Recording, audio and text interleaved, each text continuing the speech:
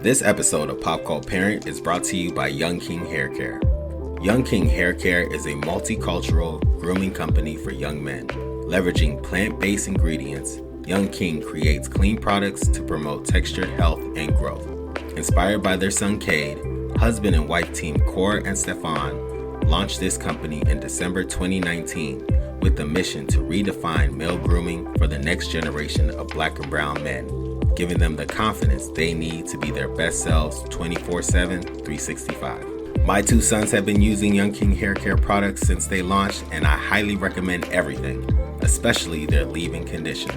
Featured on Good Morning America, Shark Tank, Essence, CNBC, and more, Young King can currently be found in the shelves of over 15,000 Target, Walmart, and CVS stores, as well as Amazon. And just for members of Pop Cult, use the discount code POPCULTPARENT to receive 15% off your order at youngkinghaircare.com. That's POPCULTPARENT, one word, to get 15% off your order.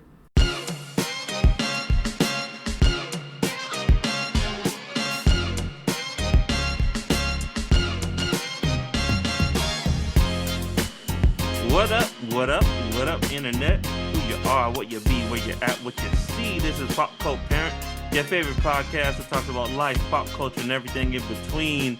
And today we are talking about the sensation, the movie of the summer, maybe, the Merc with a Mouth, the Red Assassin, I guess. I don't know any other names, but Deadpool and Wolverine, the newest Marvel movie that came out that's taking the summer by storm. We're going to get into that today. I'm one of your hosts, Mark M.F. Jones, a.k.a. M-Pool, and I am joined here today by... One, salute, Mark. And two, this is Niels R.Y., a.k.a. You know how long I've been waiting for this? Ooh, I'm about to make a name for myself here. Ooh, shouty. Oh, love that. And this is Shannon, aka Dad Pooh, because these kids have been running me ragged. Tell me about it. And welcome back to the Pop Cult, a friend of the cast, a member of the Superhero Roundtable, a tried and true superhero veteran himself, Mr. Otis. How are you doing, sir? I'm good. It's your boy O Stroud, aka O Sizzle, aka let's just have random cameos, just like, popping up. So glad to be here again with you guys. Nice cameo, Otis. Way to be here. Nice There it is. Yo, and for our viewers who are watching this podcast, I am going to try my best to keep this on through the whole episode. This thing is hot and itchy, but we're going to get into it. Unless you've been living under a rock, Deadpool and Wolverine came out this summer, came out a few weeks ago. It's been killing the box office. It might even catch up to Inside Out 2 for domestic box office, which is crazy because Inside Out 2 has been killing it. But we're going to get into it. We all saw the movie. We're going to get into like our favorite moments, what we thought about the movie, and what we think next is for Marvel. But always Nels got that good history for us. So Nels, why don't you let us know what you got? Yep. So a bit of context, y'all. One, Deadpool and Wolverine came out this summer 2024, starring Ryan Reynolds, Hugh Jackman, and a whole bunch of folks. To kind of give you a bit of the numbers that Mark was sharing. So Inside Out 2 is $1 billion movie. Like, we're talking like $1.4 billion. Currently, Deadpool and Wolverine is over $900 million. Jeez. $940 million, I believe. There's a good chance Deadpool Wolverine might become $1 billion movie, and it's a rated R movie. Yes. Yeah. That is bananas. Yeah. So, needless to say, it's gotten a lot of attention and attraction, and I'm excited that we're going to talk about it today. It actually beat Passion of the Christ. Oh, my bad. It beat Passion of the Christ for the #1 R-rated grossing movie ever so far. And I'm sure Ryan Reynolds will continue to say Marvel Jesus if he hears that. So ridiculous. But I think it's important for us to talk a bit about like a core theme of Deadpool and Wolverine, which is Fox in 20th Century Fox and their orientation to the world of Marvel. So I think it's important for folks to know that this movie is low-key paying homage, maybe not low key. It is paying homage to Fox. Yeah. And from 2000 to, I want to say 2020, Fox has made several Marvel movies. They've made all the mutant movies. So that includes X-Men. It includes the New Mutants. It includes Deadpool. It includes the Wolverine movies. They've also made Fantastic Four and all those Fantastic Four movies. And of course, Daredevil and Elektra. And so that span started in 2000 with X-Men and then wrapped up in 2020 with the New Mutants. This movie, Deadpool Wolverine, is the first of the Fox movies to like be under the Disney production.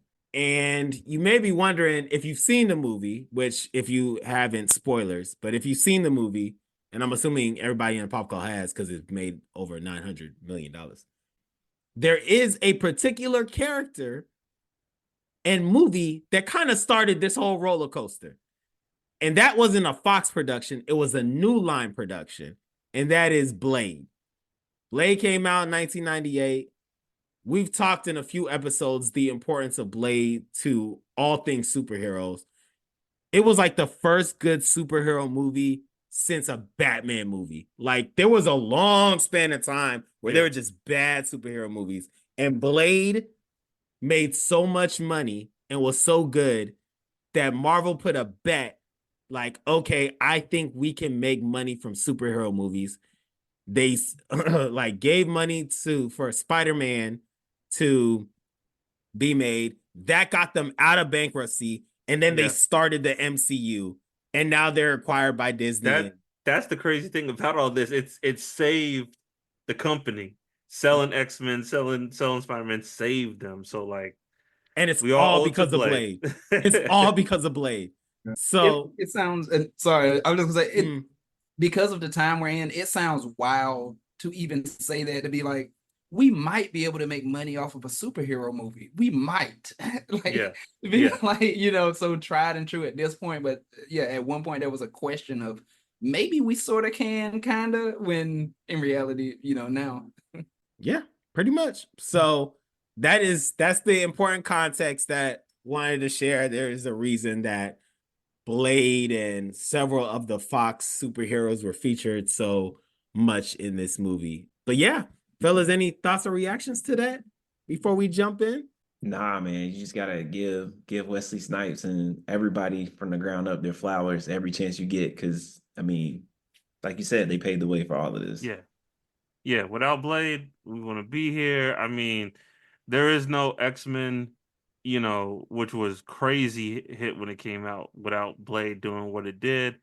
Wesley Snipes, those first two Blade movies, I could watch them all day long. I'm curious which one's y'all's favorite. I think I'm a Blade 2 guy, just because the aesthetic of it, the cast. You got Ron Perlman in it. And anytime you can have Ron Perlman in the movie, Ron Perlman versus Wesley Snipes, like, come on. Come on. So I'm a Blade 2 guy, but yeah, they're both great. We won't talk about Blade 3. No, we're not going. I mean, we will, because they kind of mentioned it in this movie. Fourth Wall, Ryan Reynolds Blade. Blade 2 is probably a better movie, but man, Blade 1. Oh yeah. I say 1 just because it's just like the ice skating uphill. The introduction, the openings. Oh my goodness! Have a chance to, like, you go from not even 0 to 60. Like, you start like getting pushed out of like a helicopter as far as like adrenaline goes. Like the blood falling from the ceiling in that little like dance rave thing. Like, come on, bro. Huh? The club scene, that's part 1? That's Blade 1. Man, I always thought, that is the opening scene of Blade 1, bro. That's how they start all this. That's why we have the MCU, because of that scene. In his blood, which again, nobody was really doing with like superhero stuff, like real blood, not like a little blood out of the mouth, like in those like Christopher Reeve Superman things, but like just like raw blood. It just, yeah. Can I like throw an interesting fact out there before we move on? Yeah. Blade wasn't Wesley Snipes' first choice when he came to Marvel Entertainment for a movie. Go on. Wesley for years, I'm talking like since Passenger was 67, 57, one of them. Since then, he has been talking to Marvel about playing a character, and that character is Black Panther. He was fighting for years to be Black Panther, and they were getting really close to a deal. And then they're like, actually, you know what? We got some weird stuff going on with like we're about to be in bankruptcy, but we feel like if there's like here are some other characters, and he saw Blade, and he's like, oh, I'll do that. I'll do Blade, and so there was a good chance that instead of Blade, he would have made a Black Panther movie. Interesting.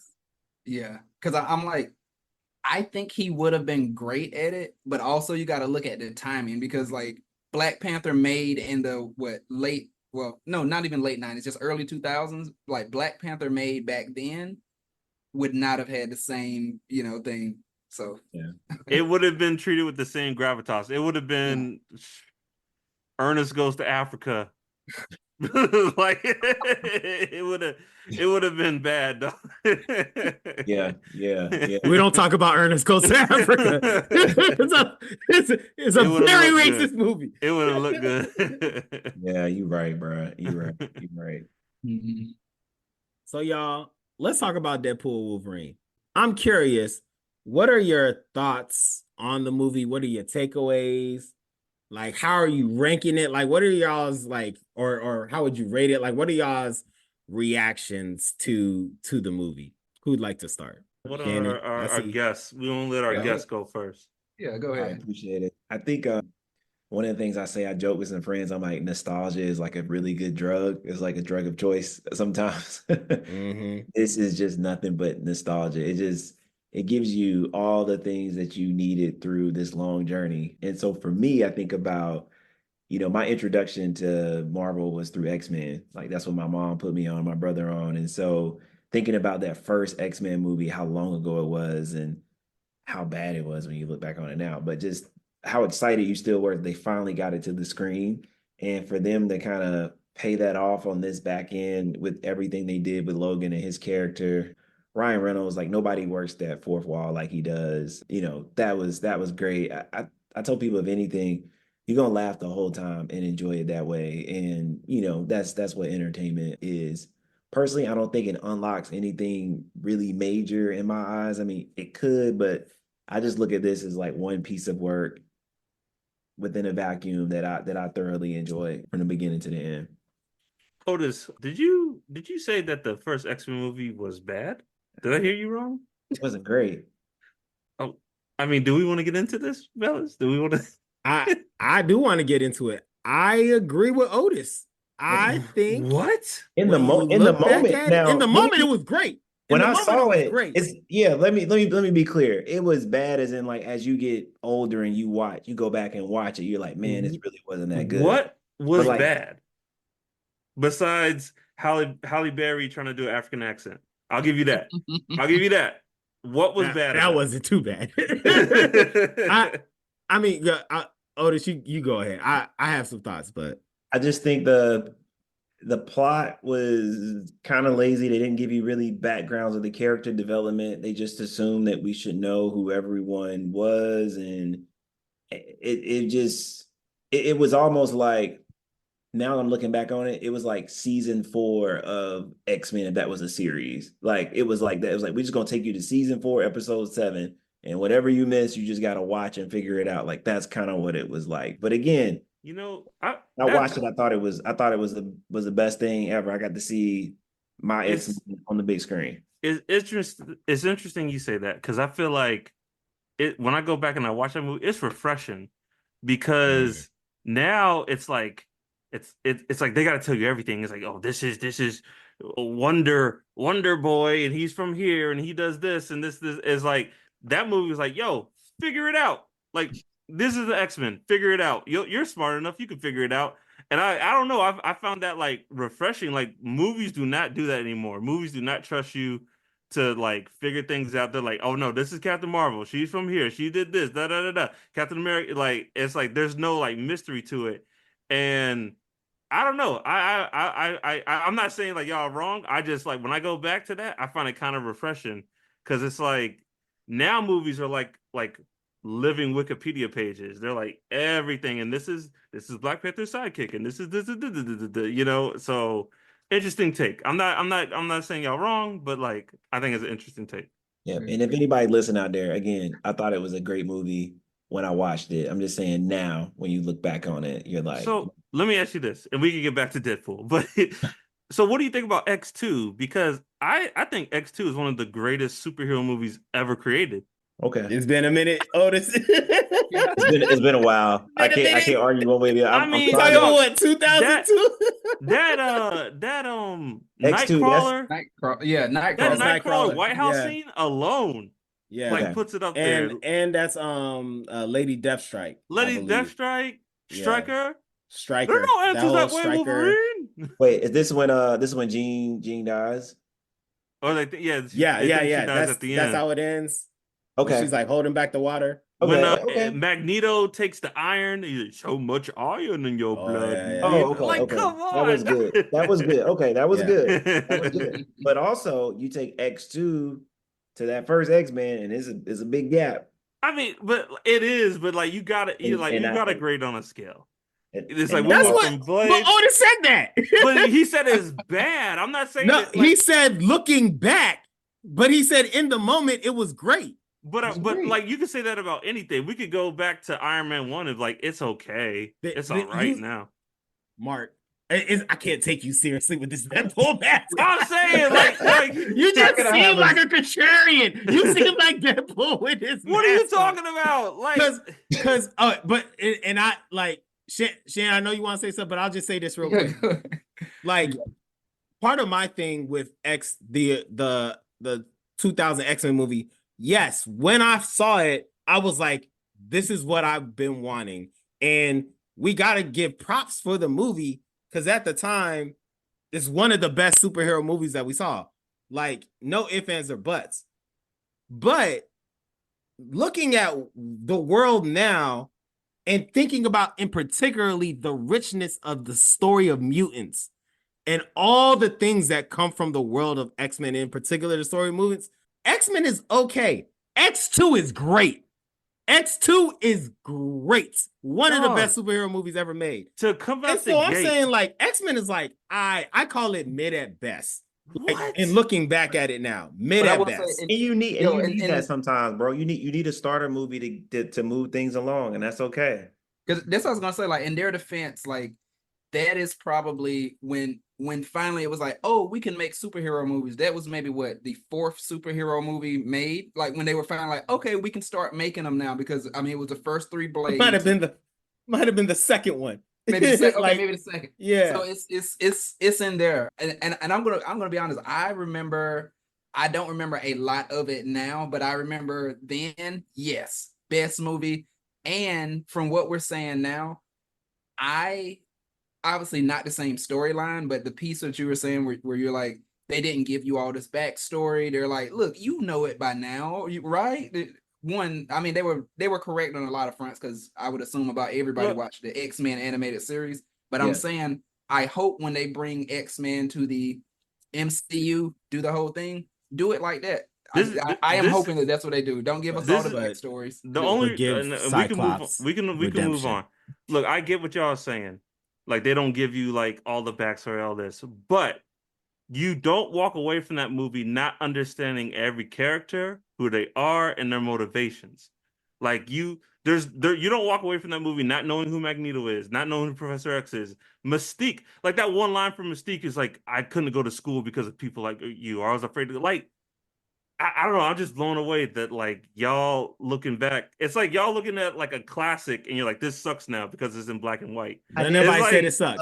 Ain't nobody say it sucked. Well, it's not good anymore because it's I said we have mid at this best. now. That's what I'm saying. Same thing. It's like, and then I said X2 is one of the greatest movies ever. Because this isn't in color. It's not as good as like what we have now. Okay, but like you gotta look at what it was when it came out.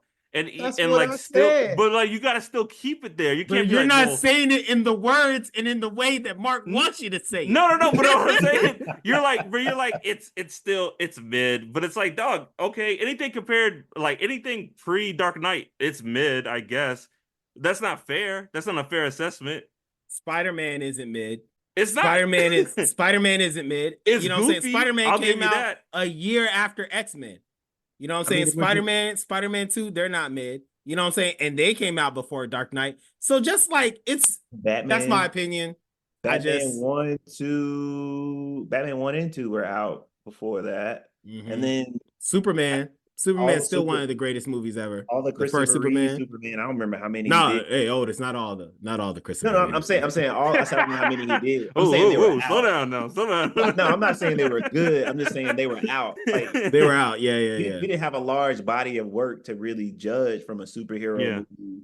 And hey, man, look, honestly, this could be a longer conversation. Maybe we need to do an X-Men movie, but like, you gotta remember, this was like a good movie that we didn't.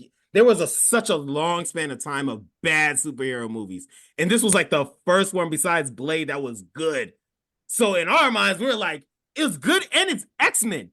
You know what I'm saying? Like, so we absolutely are graving on a curve. Look, so I'm not. Look, it's all good. It's all good, y'all. I respect your opinions. Back to Deadpool and Wolverine. I was just blown away at what I heard. That's all. Back to Deadpool. Yeah. So Shannon, what'd you think? So I loved it. I'll say that. I know. Yeah, I can't do the whole thing yet to say where does it rank in the MCU, and we were mentioning that before. That's a weird not say weird, but that's like a different type conversation. We can't really say that yet, but I'll say I really enjoyed it. Nostalgia is an amazing drug, like you said. Oh, I mean, it had me thinking some things like I'll say, like Elektra.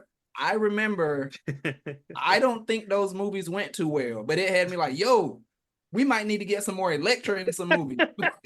And then, because there's that piece of Hey, Shannon, you say Elektra is good, and after they said X-Men was like, okay, I'm leaving. I'm leaving the fight. No. That's why I ain't saying nothing. Yeah. But no, but that's what I'm saying. I'm like, the Elektra movies were not, or the Elektra movie, and then obviously she was in Daredevil, but I was like, was not great. But then you see in this, and it's like that little piece of nostalgia mixed with maybe being trapped in the present also. It's like, yo, maybe we get some more. but I would say I really enjoyed it. I love the cameos.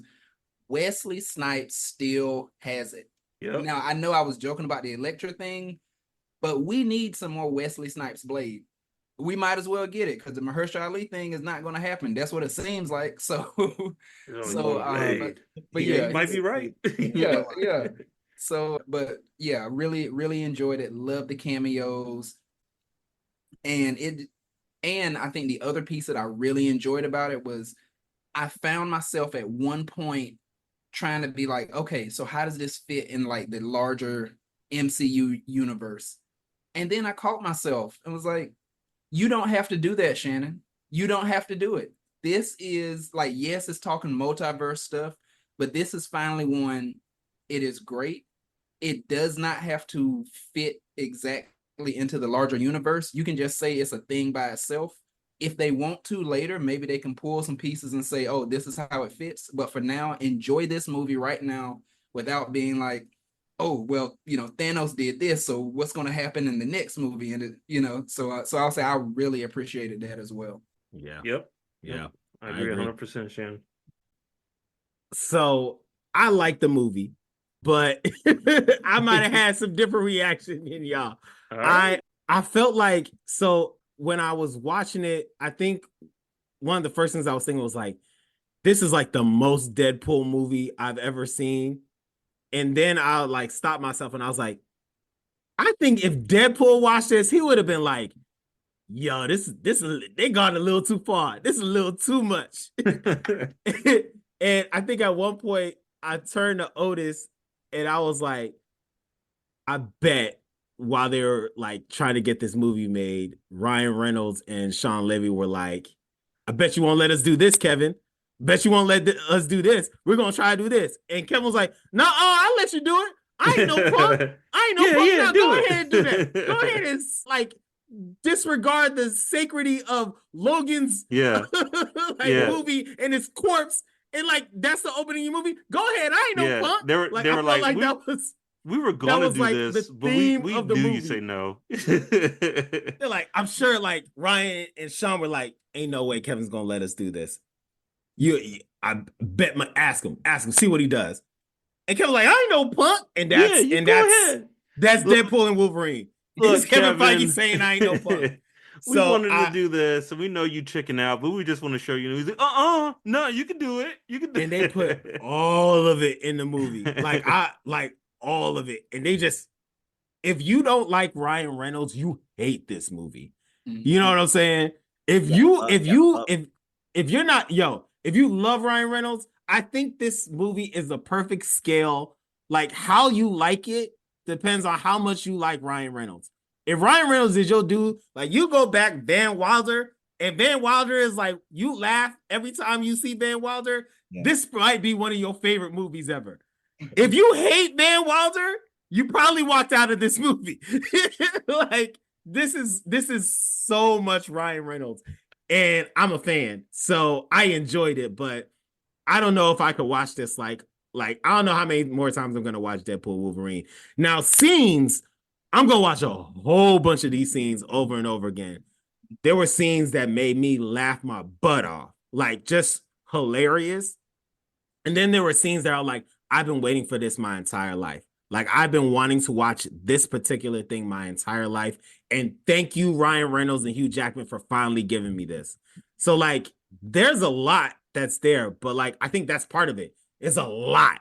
It is a whole lot. And depending on who you are, what you find interesting, you can have a polarizing reaction to it. But I think in the heart of it, the through line is there's going to be something there that someone's going to enjoy, like regardless of who you are, because there's just so much there. So Nels, there were moments in this movie, Nels, where I was watching it. I was like, something would happen. I was like, Nels is probably having a blast right now. I was like, as Otis, Nels is probably like the Leonardo DiCaprio, like, oh, hey. I was like, Nels is probably having a blast right now. But I'll get into it. Nels, I think I'm kind of with you. Like, I enjoyed myself. I had a great time. This is why I go to the movies, right? To have a blast, to feel like a kid again. I had my popcorn, and then I had my cup, my Deadpool and Wolverine cup. I don't know if y'all can see that. Can't really see Zoom it. is killing it. But I was having a blast. And watching it and thinking back, like not even with Marvel movies, just with the Deadpool movies, I'll say this. I think the first two Deadpool movies, pound for pound, they're actually movies. Like there's a narrative, a start, a finish. Deadpool has a motivation throughout the whole movie. And like this movie just felt like stuff happening. It like, and I'm not, I enjoyed myself, but it just kind of felt like stuff was happening. It didn't really feel like a whole narrative. You know what I mean? But man, I had a blast. This movie feels like an award. Like it's like, yo, if you bought a ticket in 1999 or 2000 to go see X-Men, to go see Blade, like this is for you. If you saw all those movies, if you've been with us since the beginning, like this movie is for you. So it felt like an award to the fans. Watching this, I'm like, yo, like, is there anyone else besides RDJ who was born to play a character and who will like ruin it for other people? Like no one else is going to be able to play Deadpool after Ryan Reynolds is done with playing Deadpool. As the same, like episode. I feel like this question that you just asked right now, that is an episode. It might be like I don't know who is going to be. I mean, they'll find one because these movies make billions of dollars. But who else is going to play Iron Man after Robert Downey Jr.? Like who is going to play Deadpool after Ryan Reynolds? They changed the character of Tony Stark in comic books, to reflect how Robert Downey Jr. plays Iron Man. Yeah, exactly. Like, Tony wasn't that guy. Like he wasn't that guy in the comic books, but now he is because of RDJ. Yeah. And it's like Ryan Reynolds. He with the he looks like Wade. He acts like, his comedy, his whole life, like Van Wilder. He was Deadpool. He was just Deadpool and Van Wilder. He was Deadpool in this. He was Deadpool and Blade Trinity. Yeah, he was Deadpool and Blade Trinity. He's been Deadpool his whole career. So it's like he just really fell into this and he owns it. I'm sure he's having a blast. I'm sure he loves the character. And like Shane, I think you said it. I'm fine with this being its own thing. This doesn't have to connect to anything else. Marvel, honestly, fellas, is this the last time we see Deadpool and Hugh Jackman's Wolverine? I'm cool with it. Like I'm the cool way with they it. ended it, Hate I'm it so much. fine. Like I'm glad where those characters I found got themselves. closure. Yeah, I'm I cool got with it. closure. So like I'm good with that. But I enjoyed myself, man. It was a fun time. And Nels, I think it like you said, if you don't like Ryan Reynolds, don't watch this movie. Like It's this torture. movie It's is gotta like, be torture for you if you don't like him. get more Ryan in there. Like so the cameos were great. Like when Wesley Snipes came out, I won't cuss fellas, but I literally out loud, I was like, holy like like I said that I could not believe what I was seeing. I could not believe Wesley Snipes as Blade was in this movie. Like Did the theater pop when he came out? Because in oh ours, dog. People were just I think it didn't pop because people were like, oh my God, is that Wesley Snipes as Blade in the Deadpool Like they movie? couldn't believe it. They couldn't believe yeah. what they were seeing, and we'll get into the cameos, but yeah, man, it was a good time. I kind of wish the TVA was more involved, just because I really dig the TVA from like Loki. I just like I love that. I don't know what it is, but I love when like bureaucracy is brought to like a sci-fi element, like Men in Black and stuff like that. I really dig that, and like the aesthetic of the TVA, how it looks, how it operates.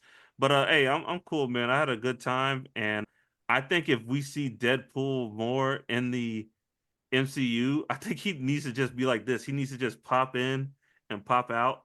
I will say this in Secret World. I don't know when. Are we getting a conclusion to that Thor scene? That We Thor, better. We like I feel better. like Marvel's gonna put that in their back pocket, right? What And they're Thor gonna scene? like just hold on to that. You remember it was a joke that Deadpool said like over and over again when he was looking at like the different versions of Deadpool. Oh, why is There Thor was a crying? scene where like he was like in Thor's arms and Thor was crying. He's like, "Why is Thor crying?" He's like, "Oh, you're not supposed to see that." And he kept asking, he's like, "Why is Thor Why is Thor crying?" crying? Oh yeah. Yeah, they gonna bring that full circle. I Eventually. hope so. I hope we get the some closure on that. But no, I mean, hey, good time, fun time in the movies. I don't even want to rank it. I think it's just fine being its own little thing, I agree. and just keep it where it is. Well, I do have a question for y'all because when I'm thinking about the other Deadpool movies, I think the first Deadpool it might be my favorite out of the three.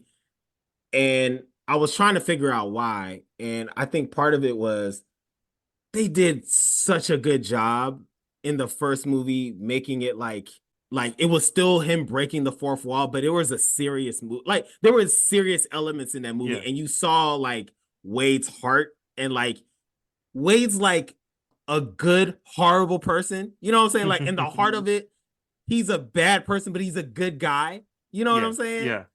He just, and so like, and that's Deadpool. Like, and that's why Ryan Reynolds does it so well, because like he like just nailed it. And I noticed parts of that in the second movie, but this third movie, it felt like Wade was doing the live DVD commentary while the movie was being made. Like he was just completely living outside of the movie and talking to us about the movie while the movie was being made. You know what I'm saying? Like it was like a permanent fourth wall break. But that isn't just like that the character? Isn't I don't read Deadpool comics, so I don't know. I think in some Deadpool's Deadpool, but like in some of the ways that Deadpool's written, yes, it's like that all the time. But I thought the reason that the first Deadpool was so great was because they knew how to contain it in a way to have like a movie.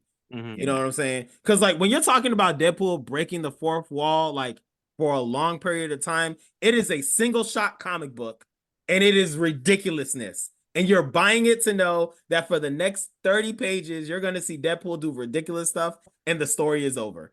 You know what I'm saying? It's not like a, I get you, Nels. So. I get you. I think it's like because I don't know what you want to call them, like the Deadpool fourth wall breaks or the deep cuts. Like there's moments where Deadpool says stuff to the camera or, to the audience that like, you gotta really be in the know to know. Like the scene with Blade when he's like, I don't like you, and he's like, you never did. It's like you gotta know about the whole Ryan Reynolds Wesley Snipes beef on the set of Blade. Like that's a deep cut. You know what I mean? So I see what you mean. You gotta know Ryan Reynolds is Canadian. You gotta know that he's That married to Blake Lively. Hugh Yeah. Jackman just had a divorce.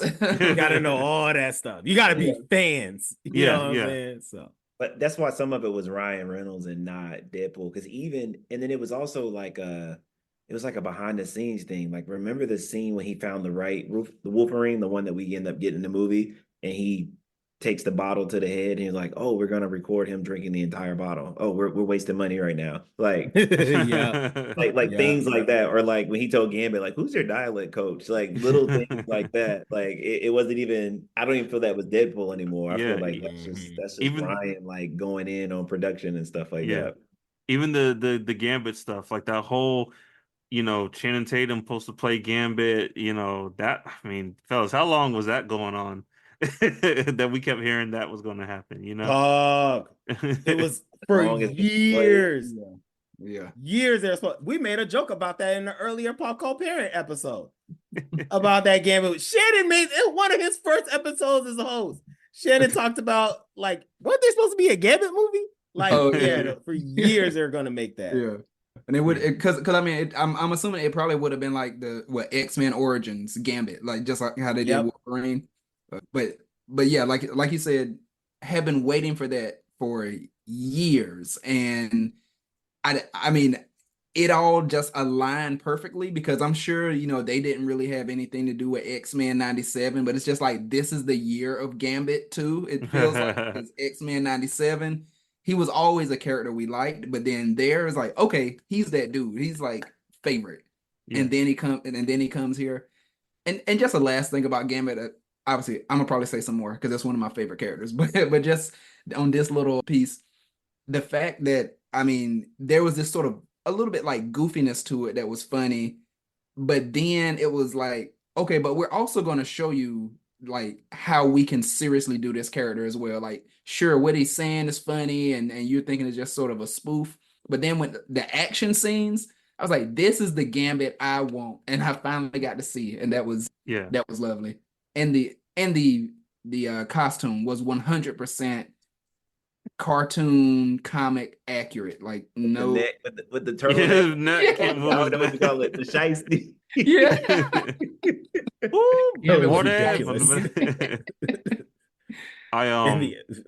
If I do have a criticism, I don't know what y'all think. I personally, I hate the concept of an anchor, and that when this one person dies in the universe, that universe is, I don't know. I don't like that. I hope we don't get too much of that in the MCU moving forward. I'm like, why?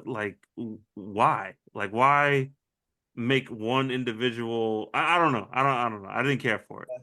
I think the thing I found like peace with that was like also, God, I forgot the villain's name, buddy from Succession, but he also was like, it's like 2,500 years. Yeah, like, Mr. Paradox.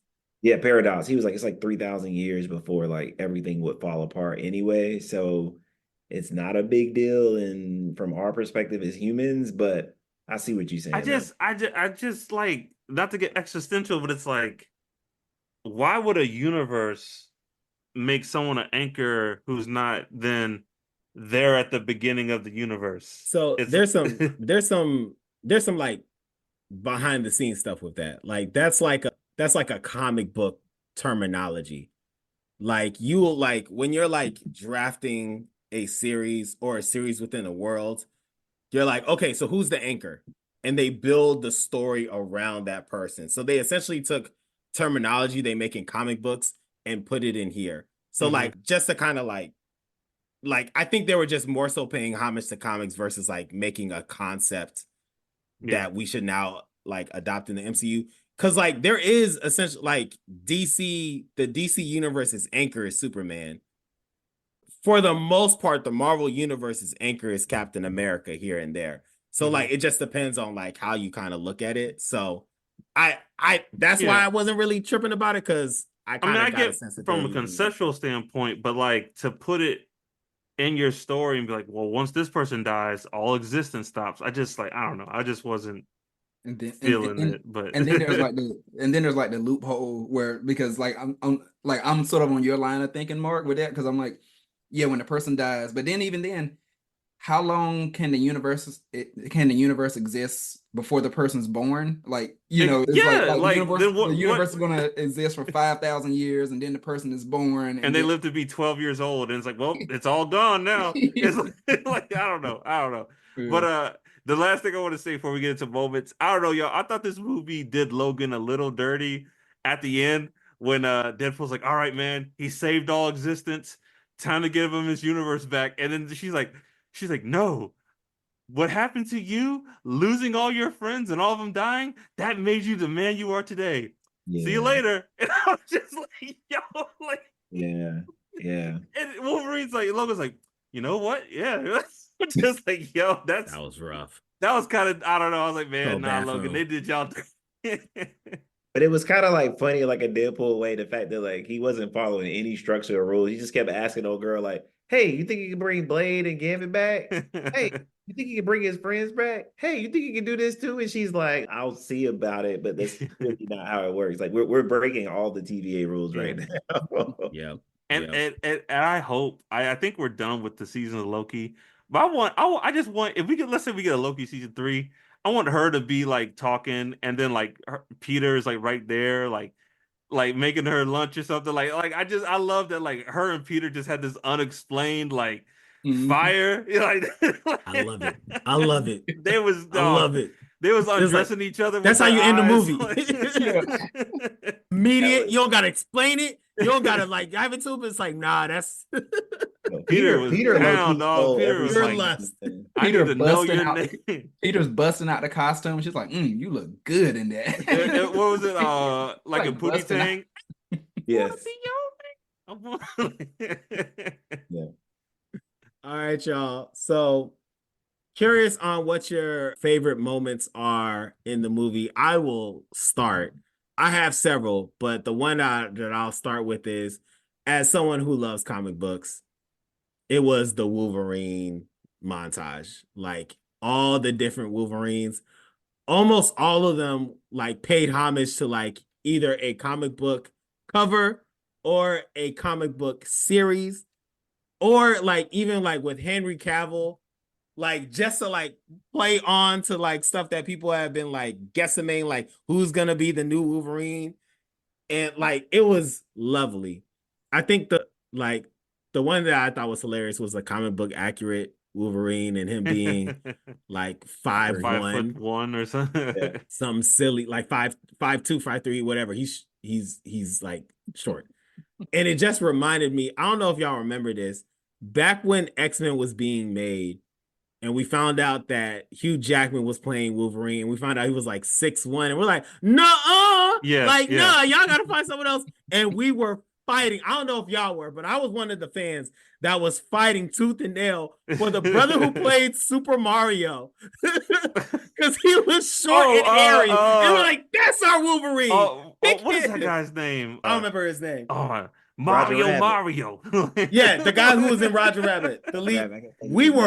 There was an army of folks, a legion of folks who were like, that's our Wolverine. Don't pick this tall, attractive Aussie man who can act and sing and dance. Pick Bob this Hoskins. random guy. Yeah. So that's so funny I found it because hilarious. like fans, Broken Clock is 5'4". right twice a day, right? Because he's 5'4". Yeah. they did the same thing with Gal Gadot, right? Remember, they're like, Gal Gadot's gonna play Wonder Woman. Like, no, and everyone knew why they didn't. They're like, the breast, like that's what they wanted to say. That's what they all wanted to say. They're like, but Wonder Woman, butt side, And then, but yo, the fans were right about Sonic. They're like, no, fix it. Mhm. So I don't know. That's hilarious though. It's like that's why you kind of listen to fans, but you don't listen to fans. Yeah. Right. Because you can make anybody look tall or short. Like you can handle that. Tom Cruise. Tom Cruise is always as tall, like if not taller than like the women in the but he's like, as tall as Henry Cavill in that one. It's like, nah, dog. Like that's in real life he's what, like 5. I don't even know. Anyway, he's short. He might be 5'5" or something, but yeah, they make him look like it. Nels, that montage, that was a scene when I was like, oh, Nels is having a ball, dog. I I was was like, having a Nels is ball. like having a good old I time. immediately I was like, oh, I know what that one's from. I know what that one's from. Oh, I know what cover that is. I was having a ball. The Mandapore scene was so, oh my goodness, lovely. I mean, we Chef's got kiss. the black and tan, right? We Yeah. got the black and tan. We got Yep. the He called it out too.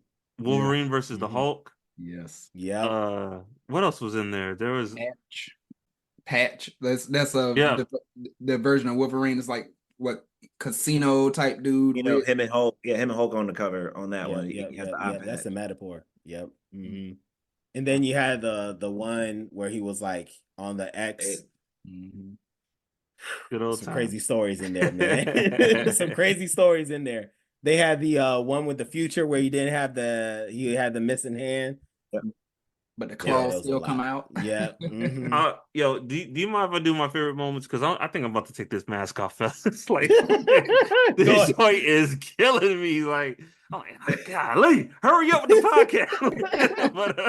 Go ahead. Go ahead. One, I'm gonna start with the opening of the movie. The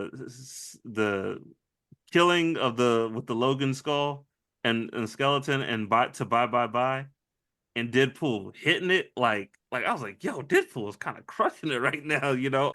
That was great. I was like, this is probably one of my favorite movie openings in a long time.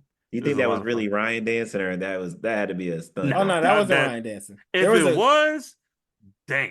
Like it like this wasn't. dude is super talented, but I don't know. I don't think that was it. They had Okay, a I didn't think so professional either. dancer do it. Okay, Okay. okay. So I was like, yo, like that, like if that, I'm glad you said that, Nels, because if that was him, that would make me depressed. Because like, how was someone that talented that like, not only he can act, you know, all this stuff, but like he hitting the bye hard, like he hitting it hard. Like better than In Sync. Yes. I was like, damn, Deadpool's getting it.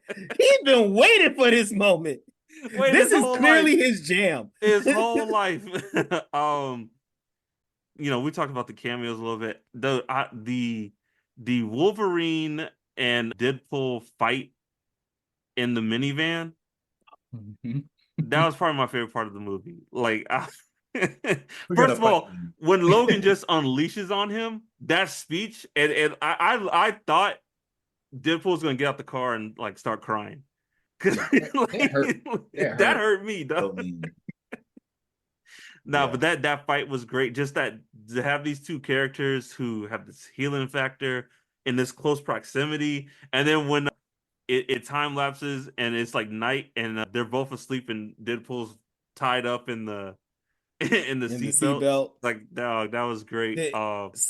So can we talk about that scene for a second? Yeah. Well, feel free to take the mask off whenever you want to, brother. But Hurry up! yeah, I've heard like because we know like Deadpool's like pansexual, and I've heard some folks insinuate that like that scene actually symbolized that they got it in the van. And so like when you see it at the end and they're kind of like resting, relaxing, you see the blood everywhere. You're kind of just supposed to like assume that like they had got it in. Hey, I was internet? curious if y'all had like some takeaways. Well, let me just say, hey, internet, we're just talking about this because we heard it on the internet. Y'all be coming for us for anything. That's true. That's true. We're just talking about this because other people are. So I'm just we heard them say it, and now we saying it. We not saying that we said it. We heard other people say it. Look. I know the Olympics are in Paris, but I don't know all this weed coming from. Bill said it. all this weed stuff. Like, I'm here for one night only. Don't put me. I'm here for a good time, not a long time. Smart. Yo, I didn't even think about that, Dale. I mean, now that you said that, it wouldn't surprise me if that's like an inside joke or something like that. I didn't even think about that. But yeah, like Deadpool is pansexual. I mean, they make note of it when he's looking at Wolverine's abs in that one scene. So like, I mean, I don't know. I guess. Well, just throughout, like when the TVA got him at the birthday party and like pulled him out, like that whole exchange of like when they were like pulling out like their zapping things that seemed yeah, that was a whole hilarious, but yeah. True.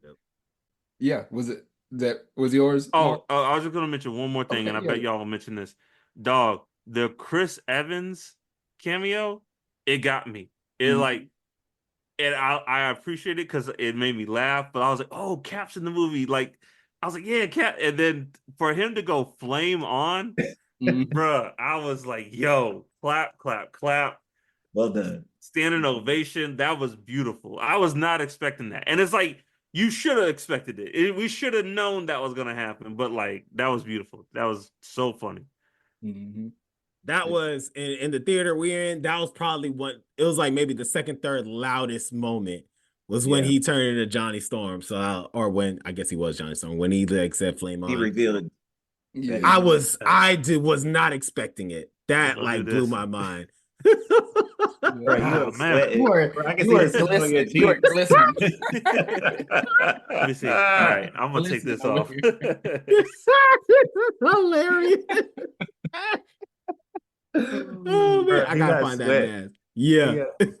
Coming down. Otis, did you do your favorite moments yet? No, I didn't. Do I need to wait for him to come back? Or No, please go ahead. Give a distraction while he gets himself together. Probably check on Mark. I'm just gonna do like one because I could go on, but I think for me, the number one for me was when Wolverine put the mask on. Thank you.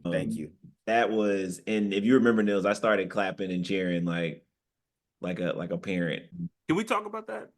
I know you got to talk more, but I just want to talk about that. It was because you got to think about, like we were just talking about, like X-Men came out in 2000. It's 24 years, and I remember my only letdown in that movie was. Now I might get back into it, but one of my letdowns in the movie was like Wolverine didn't have the fit, and like not all the characters had their fits, right? And I'm just like, man, like it's such an iconic thing. And I don't know if y'all remember this, it obviously came out on DVD. And I remember like my brother and I got my mom to get us the DVD, although we didn't have to convince her because she wanted it too. And I remember we watched it together and we watched all the deleted scenes. And there's a deleted scene where they're about to go out to go fight Magneto and he stops and there's like the original costume, like in a case or something, and he kind of dismisses it and goes off. He hits him with the Terrence Howard. Next time, baby. And so I was like, okay, maybe they'll do it, but then they kept doing all of these X-Men movies, and it just got further and further away from him.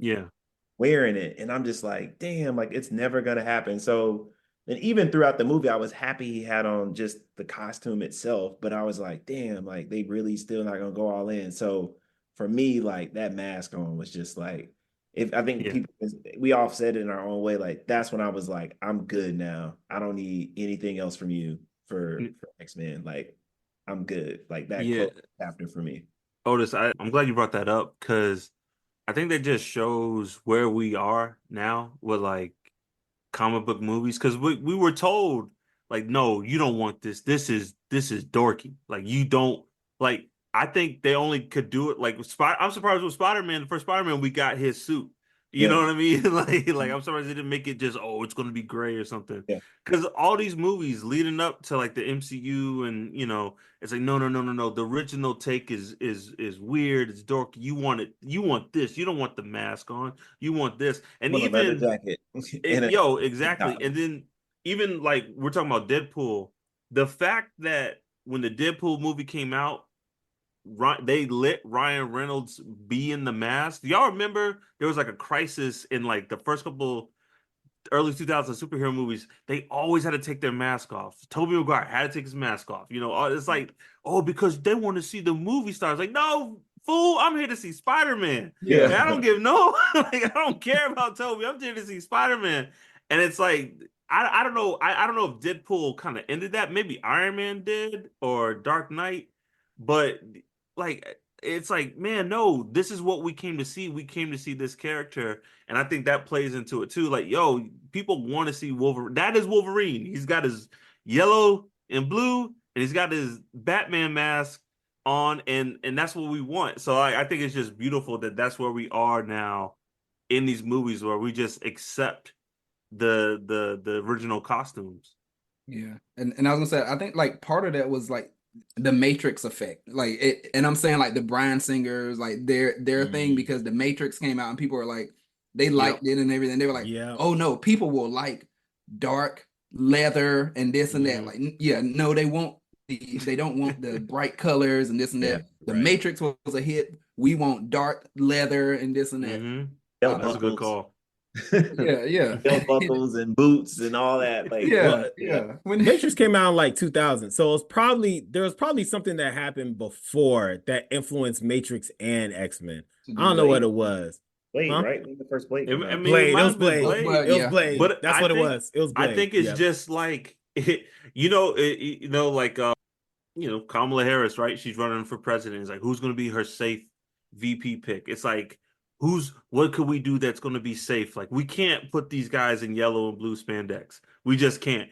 The fact that Fox is letting us do this, we got to do it right. You know what I mean? So I think it was just like people were just trying to be safe. And it's like, hey, black looks good. Black looks good on camera. Let's put them in leather. It looks tactical. It'll be cool. You know what I mean? I think they just played it safe. The first few, I dig it, but I felt like it was still room where they could have done it.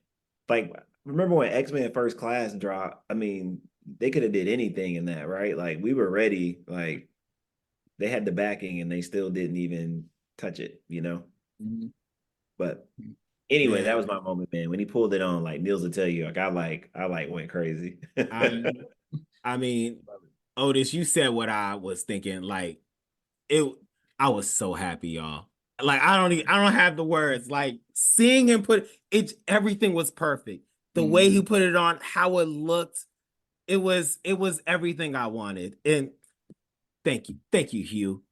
Like, that's what I wanted. Like, I got to see Wolverine with the mask on. I'm just gonna say the same thing over and over again, y'all. Like, it was dope. It was dope to see. Let me ask y'all, especially like Otis and Nails, is there anything left in comic book movies like that you have not gotten yet? That you like, I need this. Not like a cameo or a versus, but like, I have one, and y'all all know it because I say it over and over again. Go ahead. Dr. Doom done right. Oh yeah. That is my number one favorite comic book villain. And I'm not even Super Mario. I'm DC. I'm a DC head.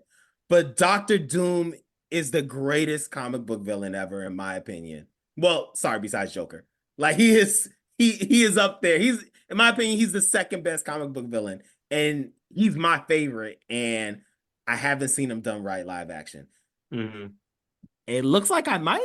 I don't know. I don't know. I still don't know how to feel about it. I know the actor. I know he's gonna kill it. They done cut the check, so they go put out some content. He better do it right, like it or not. So that's true. I might be getting what I want, but that and T'Challa and Storm's wedding, and okay. I'll be good. I have nothing else I need to see. If I get those two things, and maybe a Silver Surfer movie, those three, I'm done. I'm being a little greedy, but those are the things that I want. Cool. I'll say sorry. Yeah. No, you go ahead. You go ahead. No, I was gonna say my favorite part. Go ahead and say that. But did you have anything? Okay. Nah. So, but I was gonna say my favorite part of the movie. Agreeing with the parts that you all said, love those. But I think my favorite part was the big fight, Deadpool and Wolverine versus all the other Deadpools. Yeah, that was so much. It was just so much action that I'm like, I knew watching it right then, I can't wait until this comes out on streaming because I'm gonna have to watch this part over and over because like right now I'm trying to balance between what's Wolverine doing, what's Deadpool doing, like watching them both. And I know I'm just gonna have to watch it and look only at what Wolverine did during that fight, and then I'm gonna have to rewind it, watch it again, and look at only what Deadpool did because they were both just going at it, so much action. And then so there's that. And then there's just another piece of that as well that has me thinking, I mean, I thought of Nas for a second. So y'all remember with Stillmatic, Nas, what is it? He put his daughter as like an executive producer. And so therefore just like keeping the money in the family like that. But anyway, this part just hit me because I'm like, Ryan Reynolds did this. His entire family was in the movie. Like his wife was Lady Pool. Their newest little baby was what, Baby Pool or whatever it's called, and then what, Kid Pool was like their oldest daughter. I'm just like, you And not she got only a do you have line. this, but you got your entire family in there. So therefore, your entire family is getting some type of check from this, and obviously you're getting a fat one from this, and it's just going to be a continual thing. It just little things like that that are like, man, you did that. And and it makes you a little jealous because like, dang, I wish I would create something big and just like, have my whole family listed as producers or whatever. But anyway, there's that little real life piece of it. But then also, like I said, I think with all those pieces, definitely that fight scene was probably my favorite. Just even leading up to it, it was hilarious. The stuff he was doing with a Nice Pool, and just to find out that Poor he Nice couldn't Pool. regenerate. Poor Nice He Pool. died from Good. murder, you fucking Poor Nice Fool. He did him man. dirty. He did. He did. But yeah, vicious. I don't know if we talked about quotes. That end credit scene with Chris Evans, might be one of my favorite post credit scenes in all the like. They let him cook. Like, but all right. I have a theory on how that went down. I have a theory. I told Otis this. This is what I think happened. I could be wrong, but this is what I think happened. I think when it was that Cassandra Nova scene and Deadpool like says, and this is what Johnny Storm said, and said that whole thing. I bet you money they were like, all right, Chris, so Ryan's just going to like say a whole bunch of stuff that you say. You're going to have to memorize it and then like say it like again. And Chris was like, cool, yeah, all right. And Ryan Reynolds like improvises that whole thing. And the reason he's doing it like that, because he's like, I'm going to get Chris Evans to say all of this stuff and just F with him. Like, I think that whole thing was just to mess with Chris Evans. And Chris Evans like, I'm going to show you, and literally does the whole thing. It was beautiful. No, I like that theory. I like that theory. It was a beautiful scene. Like, I just like the dynamic of that scene because like Johnny's just he's like, let me tell you about Cassandra. And Deadpool like, go on, Johnny. He just like... But the fact that like the whole movie, like we were like, dang, Deadpool, that's dirty, man. You got that man killed. Or the fact that like Logan the whole time was like, man, you got that man killed. Like, why would you do that? Like, like we were all disappointed in Deadpool for doing that, like for the whole movie. I'm like, come on, bro, that's dirty. And he was like, he really said it. And I'll tell you what, Wade, he's just so like comfortable. And speaking of that, I was just like, I mean, it was just a random thing later. I was like, this sounds horrible. I'm like, at a cookout, that is how you want your chicken, your barbecue. Like, it was just falling off the bone. I was like, that is a cookout. But anyway, that was horrible. I think that makes me think too. The other thing I really liked about it was they really did a great job, and you knew this was going to be the theme of the movie, but like the difference in Deadpool and Wolverine and their personalities, their character, and even though Wolverine, like he's known as like F everything and everybody and F rules as far as like X-Men goes, but like he still has like a code, you know what I mean? And Deadpool's kind of like, I kind of got a code, but it depends on who's around. And like the little lines from like Logan when he would be like, hey man, why would you do that? You just got this man killed. Like Barry just like that's not cool. Or that is like, all Professor X. That is the beauty of Professor X. That that little like part that he has in Logan showed up in this part of the, in that aspect of the movie. It was beautiful. Even like when Gambit has his line and he's like, hey guys, I don't think you're gonna come back from this. Like, hey, like time out, like you're gonna die. Yeah. Like, this isn't a good thing, you know. Like, I'm gonna make a name for myself. Yeah, I don't think you guys come back from this. Dog, with shout out to Channing Tatum because like that whole Gambit stuff, I was getting like the farmer friend from Waterboy, like on there, that. Come on now, the you know. But let it bide another day. Oh man, dog, that accent was bad, so bad. I just and the fact that my bad, just like Deadpool is like, what are you saying? He's like, I can't. So here goes my question, and this is like maybe like a dumb question. This is for y'all, and I asked Nils this too. Do you think that the accent was bad on purpose to show that like this movie would probably not have been good anyway because he would have had to talk like that for an hour and 45 minutes? Or do you think that it was him showing like I could really do this, but I'm just gonna say like some funny things along the way? I think it's the former, but I'll let I I think, man, I don't know. I think it was done bad on purpose because like okay. Gambit has a Cajun accent, but like you can understand the words coming out of his mouth. Like I said, that was Farmer Fran from Waterboy. Like oh, they're gonna do the pool. Come on, mon chéri. Like what? Like what? Yo, who played Gambit? You probably know this, Shannon. Who played Gambit in the the X-Men Wolverine. The origins. Oh, I forget his name, but it's the forgot same the Friday dude. Night He Lights. plays Tim Riggins on Friday Night Lights. Yeah. it's he's in that Mars movie too, Yeah, and he's in John Battleship. Connor. Yeah, John. Yeah. Did he have What an is that dude's accent? I name? can't remember. I don't know if he feel had like an did. accent. Yeah, I don't think he feel like really did. Okay. Maybe he did. I don't know. I don't remember. But When he said Remy LeBeau, like when he said his name, he had an accent, but like Yeah. the rest of the time, he didn't really have an accent like that. Mm-hmm. Okay. But yeah, and I mean, I think it was bad on purpose.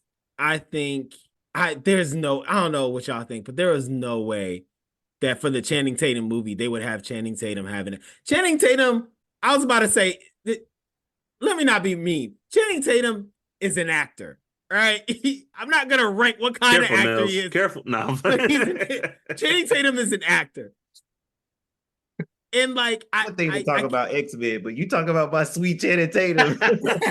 You gonna put the mask back on. Watch it, top 5 dead or alive. I just gotta feel go like there and watch it accent out aren't there. his bag. Like accent is not. You don't hire Channing Tatum because you're like, bet I need you to like use these accents. You know what I'm saying? So my assumption is they wouldn't have had him do an accent, like maybe like certain moments, but they probably would have surrounded him with folks who are having like a range of Cajun accents, in my opinion. That's at least how I would have done it. Yeah. All right. Any other favorite moments or quotes, y'all? I mean, I know we're missing some, but yeah. We'll probably think of more as we go on. For me, it's just like we talk about like the big cameos, but I think like the small cameos, like Pyro, like the moment you saw, yo, that's like the original one. Or Niels put me on like, and I had to go back and watch, like it was the original Sabretooth, yeah. Yeah. And then even when they're there at the Cassandra's like home base, whatever, there's a lot of people from like previous X-Men movies. What's the guy? The red guy. I forget his name. Oh yeah, he was from First Class. First Class. Yeah. The chick with the wings. I saw her in there.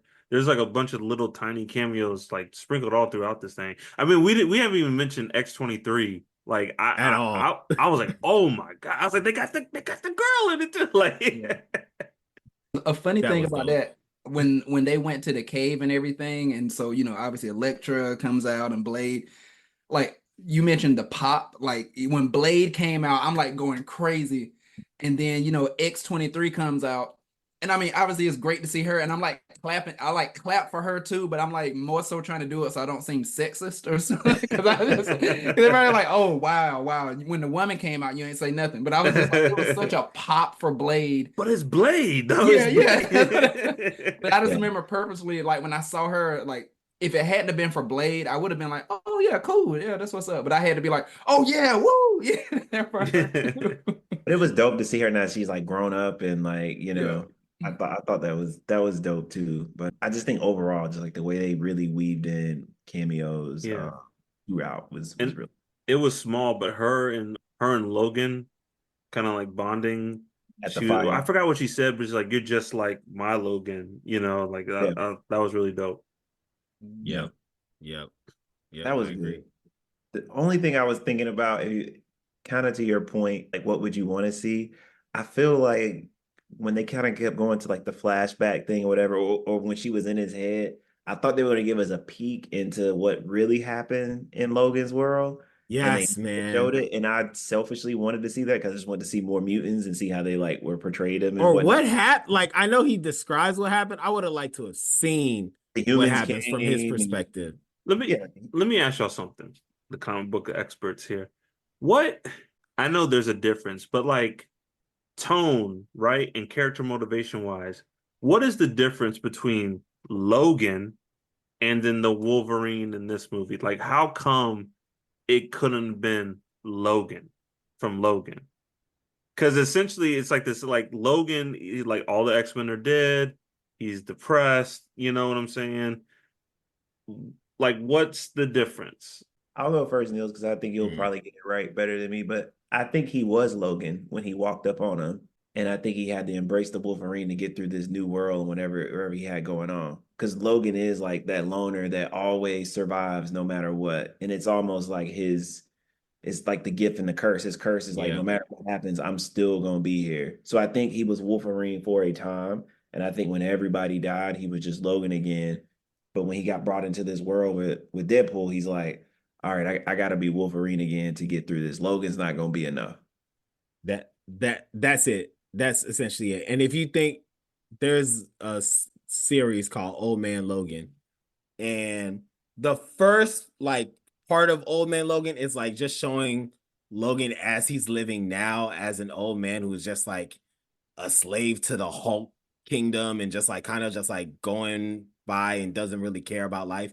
And then when he has like the call to action, he's badass Wolverine all over again. And so like he just needs something to care about and like to motivate him to get right back into it. And I agree with Otis. I think that's what we got. We got a typical Wolverine character that didn't have motivation, and all he needed was motivation again to become a hero. I So guess that's what it. I'm asking is, would this movie have been the same if Deadpool took the Logan from the Logan movie into would it have been the same movie? No. That Logan, no, I'm gonna say no because that Logan was really, really, really embedded in principles. And like you gotta think about it, he was living with Charles, you know what I'm saying? He was taking care of Charles. Like him and Charles were talking every day. So that was the best, the most moral version of Logan you would have got. So I Yeah. feel like he Mm-hmm. would have had a hard no to a lot of the things that was happening in there. Versus this one's kind of like, all right, let's do it. Like the way they Yeah, fought the moment they got there, like, and he didn't hold back at all from the beginning, you know. yeah. Yeah. Yeah. I agree. I agree.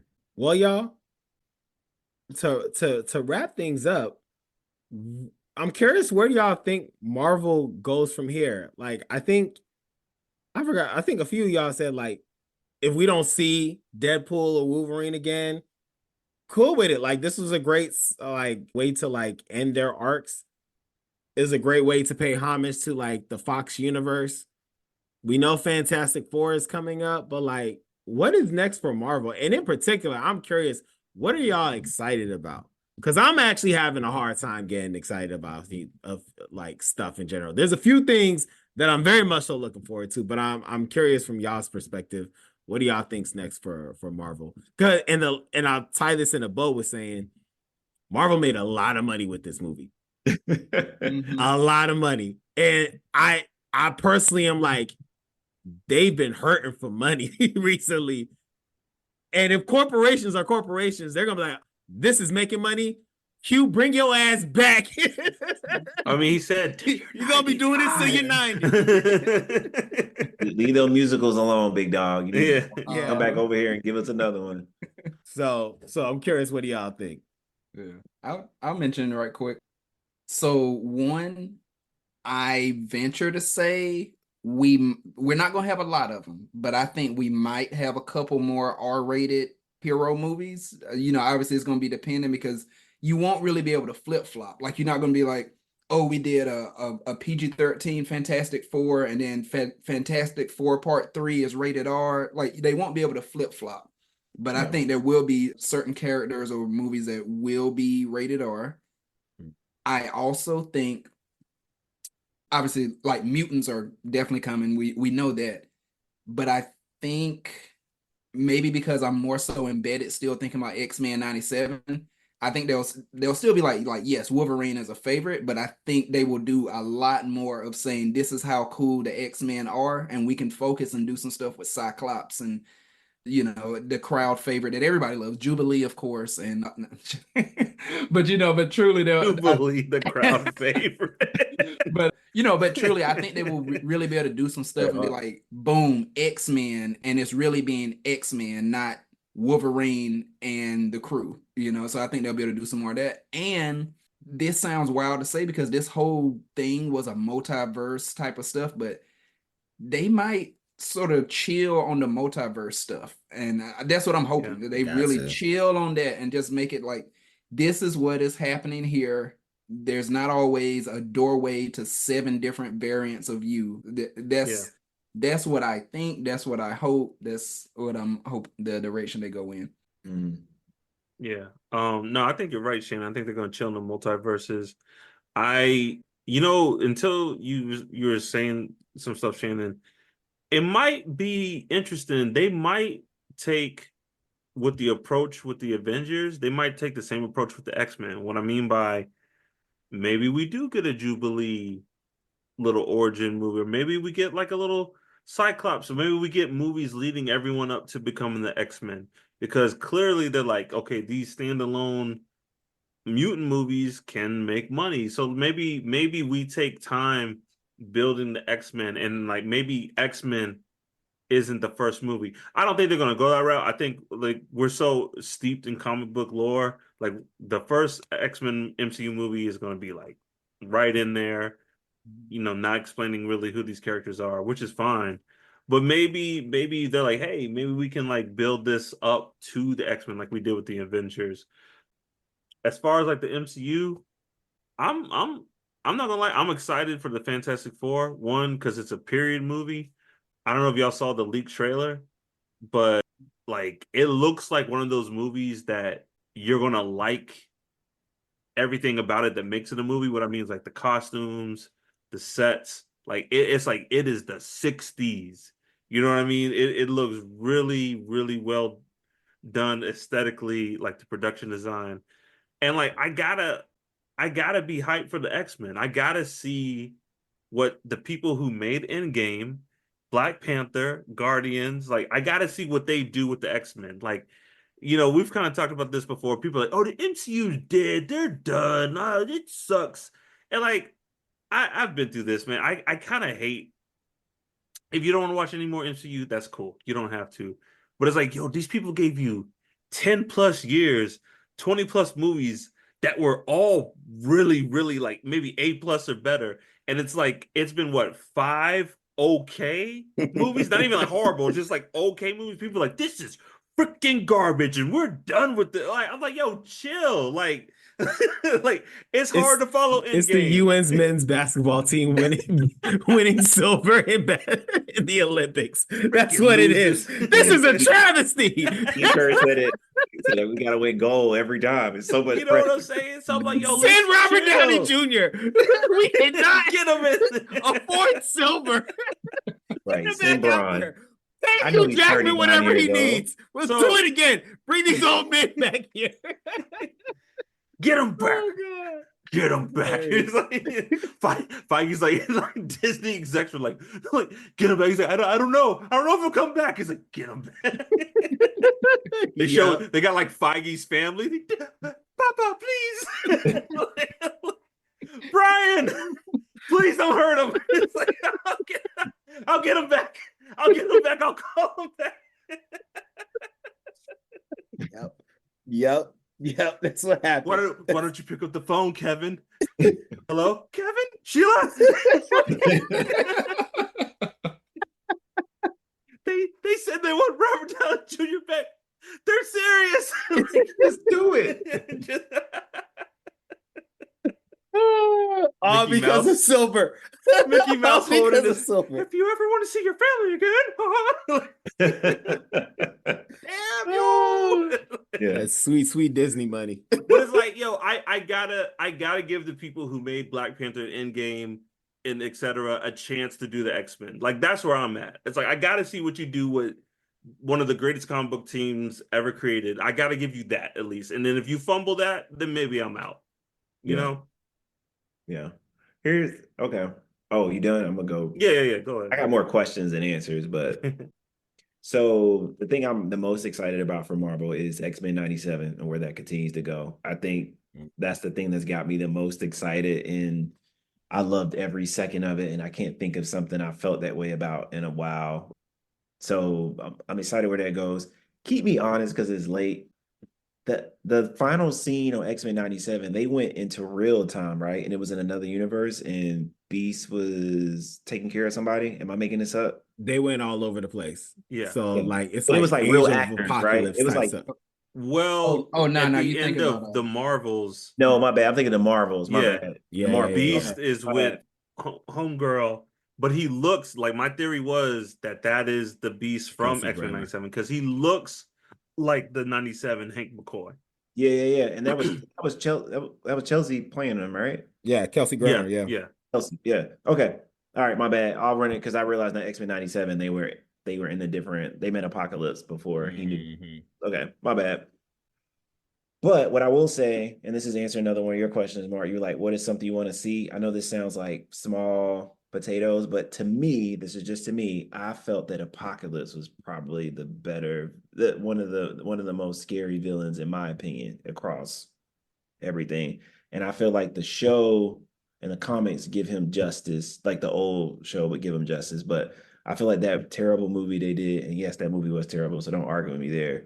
But when they introduced that was a terrible movie. Yes, we are in agreement, brother. That was a horrible movie. Yeah, it was actually no. No, go ahead. It was terrible, and I'm like, Apocalypse is so like, I know he's not like was Omega level or whatever, but like his arsenal, everything he has and what he's capable of doing is like so like dark and whatnot. And I don't think they even scratched the surface. So I would like to see that. Now, what I think is next, the last thing I'll say is I know y'all say like they're gonna stop the whole multiverse thing, but the way they're gonna get Robert Downey Jr. to play Doom, I think they're gonna have to. I think the lazy thing to do is just to create this Fantastic Four storyline and just say, hey, I know y'all know him as Iron Man, but he's not Iron Man anymore. He's Doom, and they're just gonna play it. But I think what they're gonna do is go to some of those comic book stories where actually Tony Stark was Doom and like all that kind of weird stuff happening. And I think that's the route they're gonna go, and they're gonna play in a multiverse for that to happen. They could, but Otis, I'm glad you mentioned that because I think the thing we're all forgetting about is the end of Endgame and Cap bringing all the Infinity Stones back to the point in time.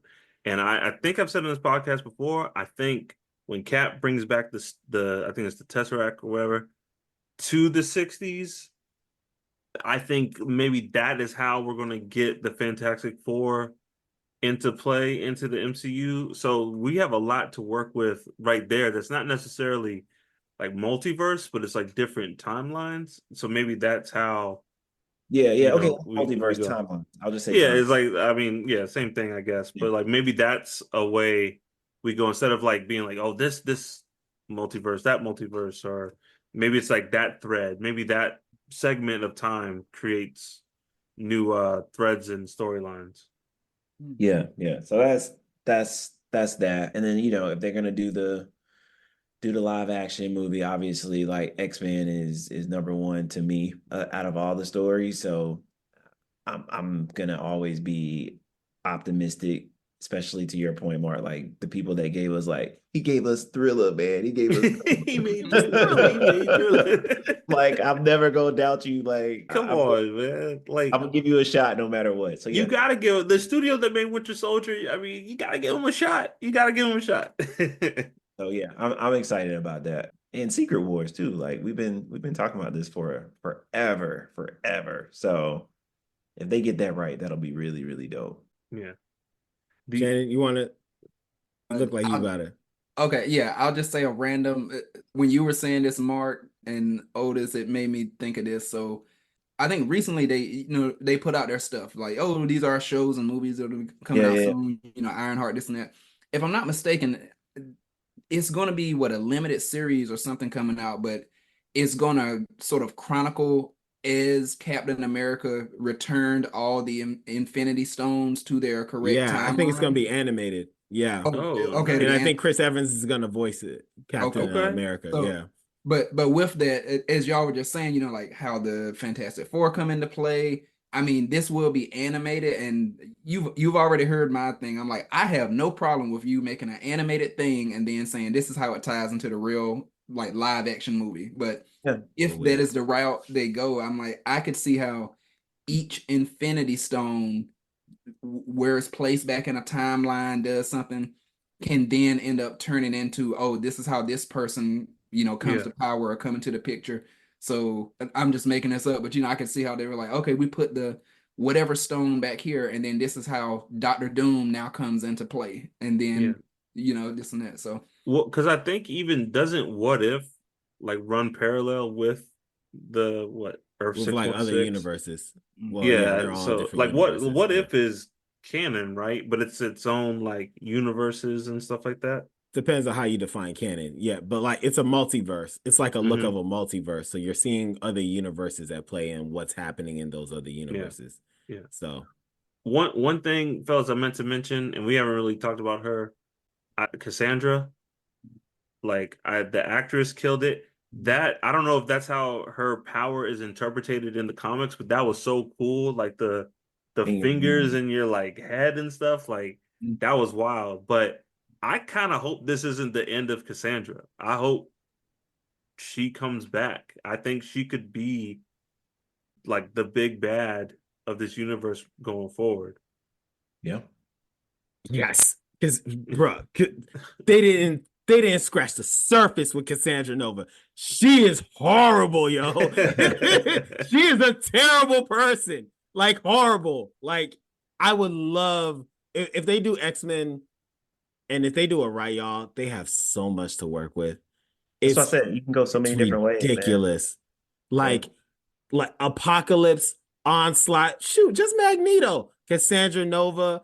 Like there is just folks who were extras in X-Men 97 that can straight up be a movie villain for an X-Men movie. Like, they have so much to play with. Sinister, I don't know. I think they downplayed him a little bit in X-Men 97. I'm like, Sinister is a standalone. Sinister is a big bad. Yeah, he is a big bad. I don't know, man. I mean, after Gene was throwing them pool tables and jukeboxes at him, I would have been like, yo, I'm done. I'm done with villainy. That was hilarious because I'm like, that is not Mr. Sinister style. He is fight you. He's like, I'm here to like outthink you. Like, yeah, he's like, throw hands for what? They don't throw hands. So I'll just pay these horrible villains like Sabretooth, who all he knows is how to kill. I'll just pay him thousands of dollars to fight you. Y'all figure it out. I ain't about to get my hands dirty. Sabretooth just gonna take 1,000 too, just to get like a Dodge Charger. Yep. Dodge Charger. What do you got? Well, I got a coupon to Wendy's and I'll take it. It's like killing a busload of people for some shoes. But yo, one thing I do hope we see, I just thought about this. I want to see Hulk versus Wolverine. Like I know we got a glimpse at it. I want to see that. I want to see I don't know if it's a movie, a miniseries. I want to see that story. A live action version of that. Yes, a live action of that. And I kind of want to see what the MCU does with Weapon X, like the team Weapon X. What was it? Wasn't it like Deadpool and like X-Force? Is it X-Force or what? When it was like it's like Wolverine and a bunch of other. There's a like Omega Red, whatever they're called, like whatever their Task Force X of them.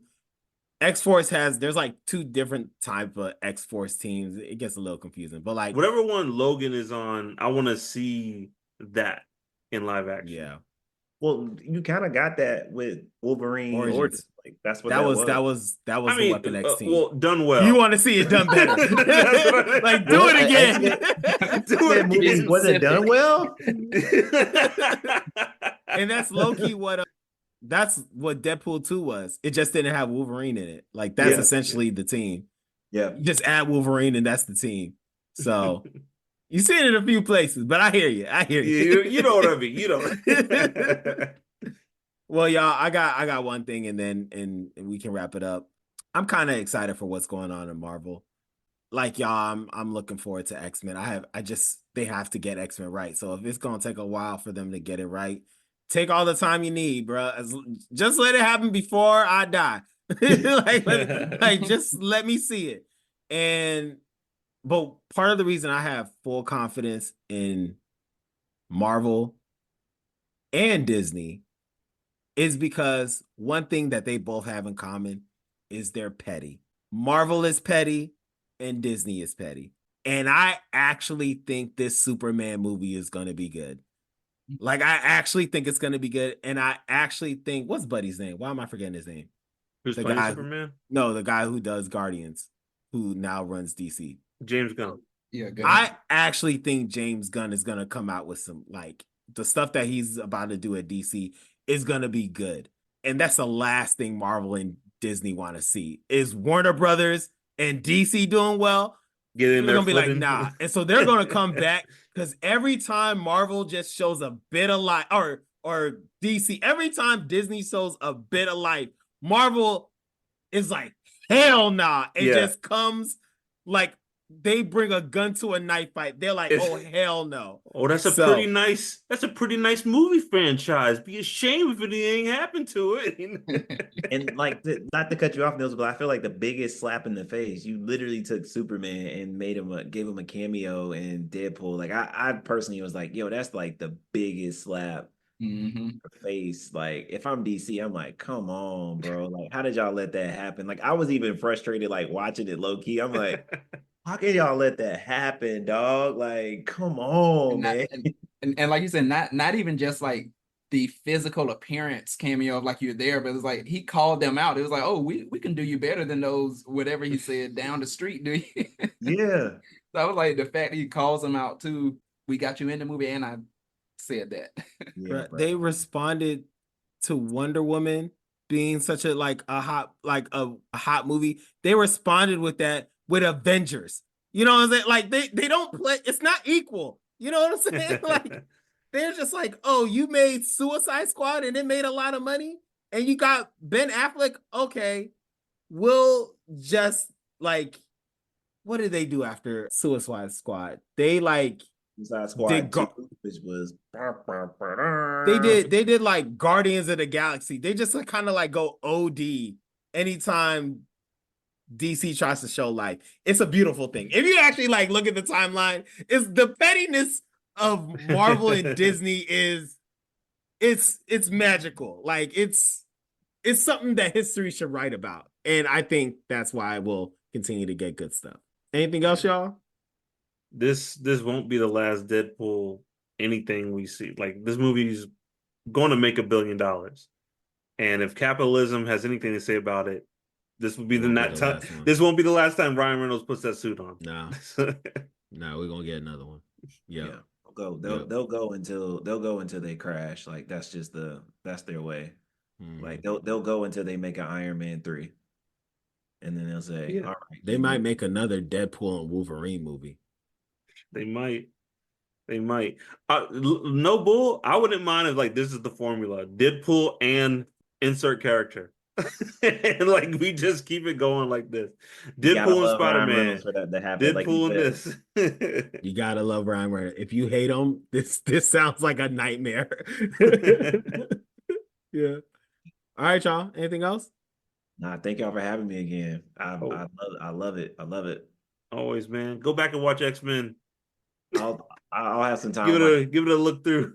Oh, this is the other thing I was gonna add. You don't gotta put this in the show, but in true fashion, Niels strikes again. We get to the movie theater, right? And Niels is like, I got the seats. Don't even worry about it. Yo, we sit down in our seat. We ordered beers. Like, we all comfortable. These dudes walk up and they're like, yo, you in our seats. And I'm like, no. I'm like, Niels got the tickets. And Niels is like drinking his beer, like just staring ahead. I'm like, Niels, tell him, bro, these are the wrong seats. And Niels is like, look, they the wrong seats. And I glance at him, I'm like, dog, This is not the right scene. We're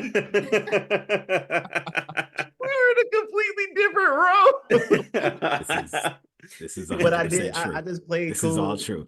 I played cool but because like this I is a looked problem ahead, though, I saw Otis. 2 empty seats in the next row, and I was like, Otis, yo, that's where we should be sitting right now. The reason I know this is a thing is Otis was very calm. He was like, all right, just got up, just walked in, sat down.